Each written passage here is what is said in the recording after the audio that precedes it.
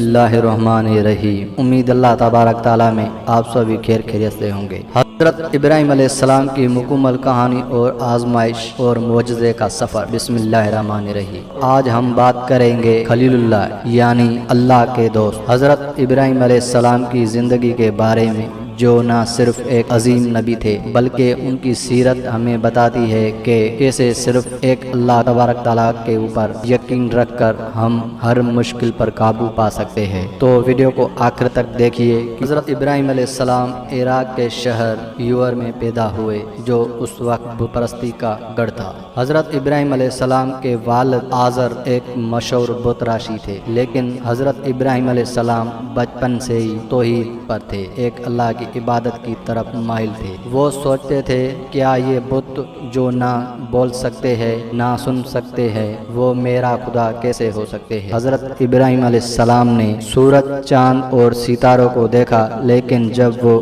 غروب ہو گئے تو کہا میں سب سے بری ہوں جنہیں تم شریک ٹھہراتے ہو۔ انہوں نے اپنی قوم کو سمجھایا کہ صرف ایک اللہ کی عبادت کرو، لیکن وہ لوگ نہ مانے۔ بتوں کو توڑنے کا واقعہ۔ ایک دن جب وہ لوگ تہوار منانے لگے تھے تو حضرت ابراہیم علیہ السلام نے بتوں کو توڑ دیا اور صرف ایک بڑے بت کو چھوڑ دیا۔ جب لوگوں نے پوچھا کیا تم نے ہمارے بتوں کو توڑا ہے، تو حضرت ابراہیم علیہ السلام نے کہا نہیں، یہ اس بڑے بت کیا گیا ہوگا کیونکہ اس کے پاس تو کلاڑی بھی پڑی ہے۔ لوگوں نے یہ معجزہ اپنی آنکھوں سے دیکھا، لوگ شرمندہ ہو گئے، لیکن پھر بھی انہوں نے یہ نہیں مانا۔ حضرت ابراہیم علیہ السلام آگ میں پھینکنے کا منصوبہ بنایا۔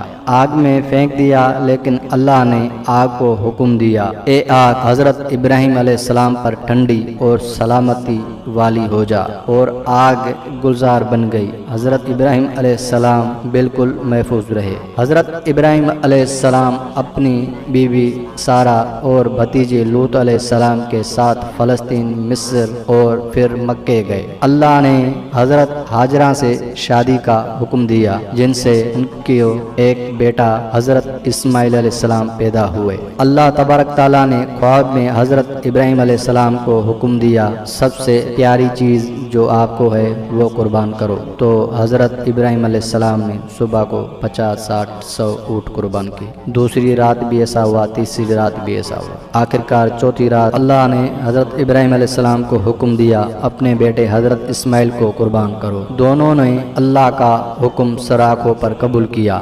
جب حضرت ابراہیم علیہ السلام نے چھری چلائی تو اللہ نے حضرت جبرائیل علیہ السلام کو حکم دیا جنت سے ایک دمبا اٹھاؤ اور حضرت اسماعیل علیہ السلام کی جگہ پر وہ دمبا رکھ دیا جائے۔ یہ قربانی کی ایک عظیم مثال ہے جس کو یاد میں ہر سال عید الاضحیٰ منائی جاتی ہے۔ حضرت ابراہیم علیہ السلام اور حضرت اسماعیل علیہ السلام نے مل کر کعبہ بیت اللہ کی تعمیر کی، جو آج ہم سب مسلمانوں کا قبلہ ہے۔ حضرت ابراہیم علیہ السلام نے دعا کی اللہ تبارک تعالیٰ سے اے ہمارے رب، ہمیں اپنا فرمانبردار بنا اور ہماری اولاد میں سے بھی ایک فرمانبردار قوم پیدا فرما۔ حضرت ابراہیم علیہ السلام کی کہانی ہمیں سکھاتی ہے کہ اللہ پر مکمل بھروسہ رکھو، وہ مشکل میں بھی تمہاری مدد کرے گا۔ حق بات کہنے سے نہ ڈرو، چاہے ساری دنیا مخالف ہو جائے۔ اللہ تبارک تعالیٰ کے حکم پر